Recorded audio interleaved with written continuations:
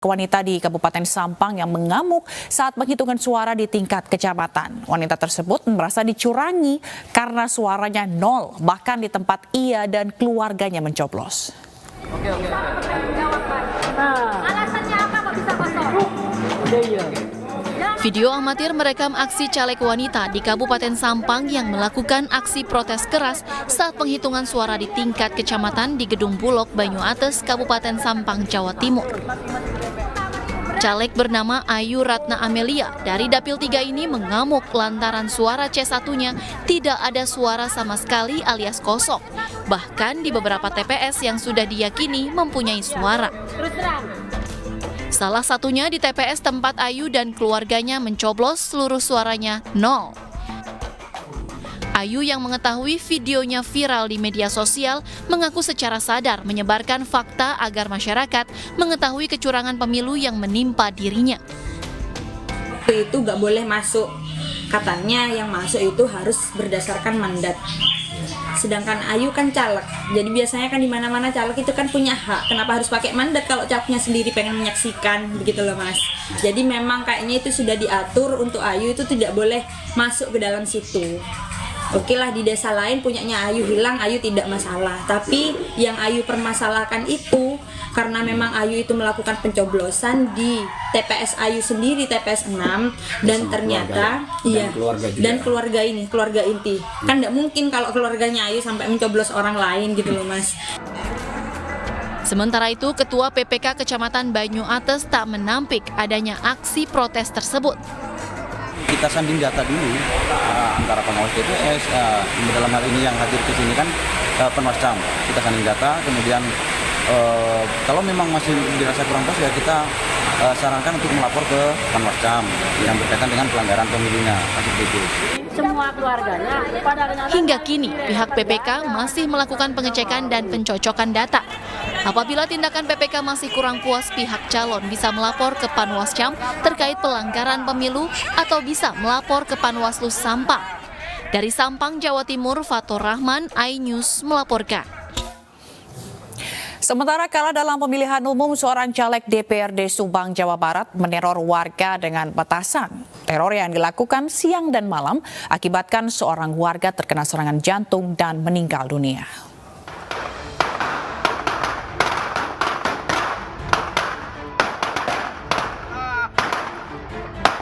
Aksi teror petasan dilakukan siang dan malam oleh caleg DPRD Kabupaten Subang, Ahmad Rizal, di Menara Masjid Tega Koneng, Desa Tambak Jati, Subang, Jawa Barat. Tidak hanya di masjid ini, teror petasan juga dilakukan di sejumlah titik dengan perolehan suara yang tidak mencapai target. Aksi teror Rizal ini memakan korban lantaran salah satu warga yang tinggal di wilayah yang diteror terkena serangan jantung dan meninggal dunia. Awalnya emang malam gua lagi pulang di infus, cuman pas anak suara petasan kaget. Emang petasannya besar? Besar banget emang. Terus? Ya terus emak itu kan mau kaget jadi gemeteran gitu. Ngedrop gitu? Ngedrop, iya. Dibawa ke rumah sakit lagi? Dibawa ke rumah sakit. Tidak hanya teror petasan, caleg gagal tersebut juga membongkar jalan dan gorong-gorong yang telah dibangun saat ia menjabat.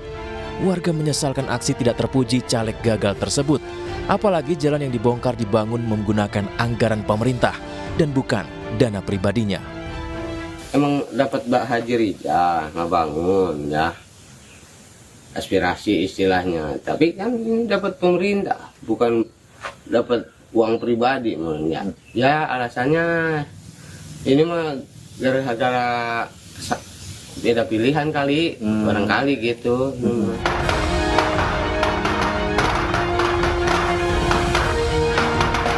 Rizal meneror warga akibat kalah dalam pemilihan legislatif.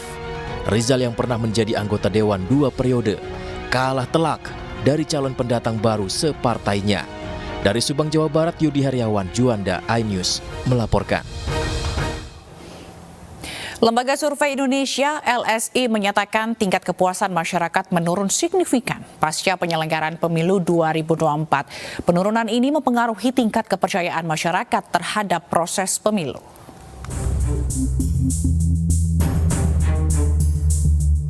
Kepuasan masyarakat terhadap penyelenggaraan pemilu 2024 terlihat mengalami perbedaan signifikan saat masa pencoblosan dan pasca pencoblosan.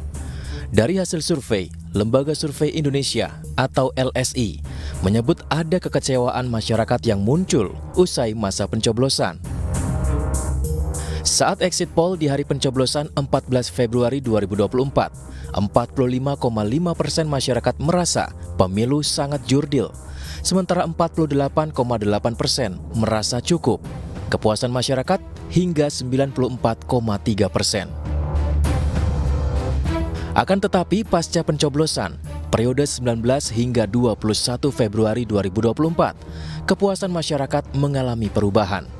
Hanya 17,6% saja yang merasa pemilu jujur dan adil, sementara 58,8% merasa cukup. Total kepuasan masyarakat terhadap pemilu menurun sebanyak 76,4%. Artinya, penurunan kepuasan hingga 10% lebih. LSI mengingatkan jika tren penurunan signifikan kepuasan ini terus berlanjut, maka akan berpengaruh terhadap berkurangnya legitimasi dan tingkat kepercayaan masyarakat terhadap proses pemilu.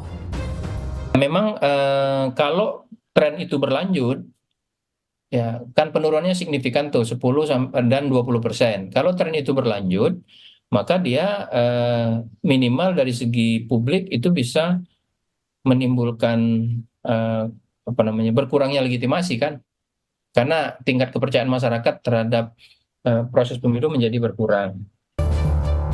Survei LSI ini dilakukan dengan metode random digit dialing yang dipilih sebanyak 1.211 responden.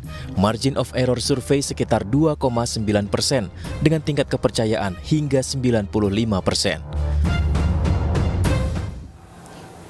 Menteri ATR BPN Agus Harimurti Yudhoyono dan Kepala Staf Kepresidenan Muldoko bertemu untuk pertama kalinya setelah sempat berseberangan di kisruh Partai Demokrat. AHY dan Muldoko mengaku fokus pada kerja di kabinet dan melupakan peristiwa yang telah lewat.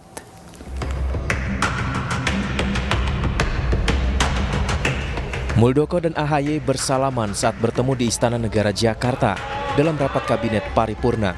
Ini adalah pertemuan perdana keduanya pasca AHY dilantik menjadi Menteri ATR BPN dan bergabung dalam kabinet Presiden Joko Widodo. AHY dan Muldoko mengaku tidak ada kecanggungan karena fokus pada pekerjaan di kabinet. Reforma agraria. Kalau hubungan biasa aja. Mungkin ada rencana pertemuan berikutnya dengan Mas AHY berdua gitu. Bisa aja saya undang ke kantor. Tadi interaksinya seperti apa, Pak? Ada interaksinya seperti apa? Ada yang apa ya, syarat biasa-biasa. Ini kan nggak kaku nggak Pak? Agak kaku nggak Pak? Tadi kaku nggak kan dilihat? Agak sih Pak, agak. Ngobrol panjang gitu Pak. Ada upaya untuk mencairkan. Yang lain perlu disalamin. Ya kan gitu. Pak, apakah mengganggu Pak? Soalnya pernah ada hubungan sengketa Pak? Nggak ada, enggak. Hubungan kerja tetap nggak ada alasan apapun. Berarti nggak ada kecanggungan? Kita berbicara efektivitas pemerintah. Nggak ada kecanggungan tersendiri? Nggak ada. Nanti kalau ada rapat di KSB kita undang.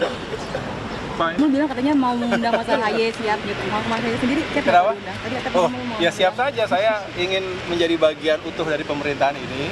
Saya tidak ingin membesar-besarkan apa yang sudah lewat, karena kalau itu berarti kita nggak maju-maju dong. Yang jelas itu semua sudah kita lewatin, sebuah bagian dari perjalanan politik, dari perjalanan Partai Demokrat juga. Saya anggap itu sebagai sebuah hal yang berharga untuk kita jadikan sebagai lessons learned.